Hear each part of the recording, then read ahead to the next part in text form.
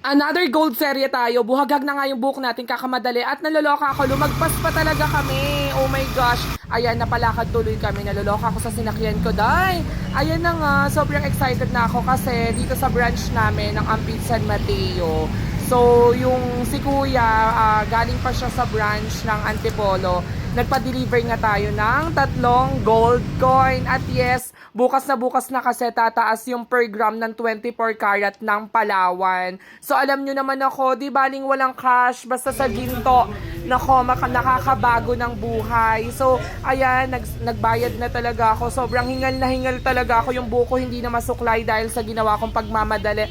At syempre happy ako, at least nakahabol ako sa kanila.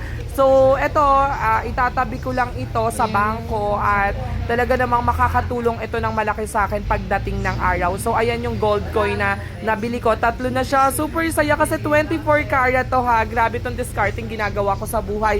Super work para makabili ng ginto. Grabe, na-addict na talaga ako sa kakakolekta ng 24 karat. So, ayan si Kuya. Ay, nako, naloka ako. Buti nila. Thank you, Lord!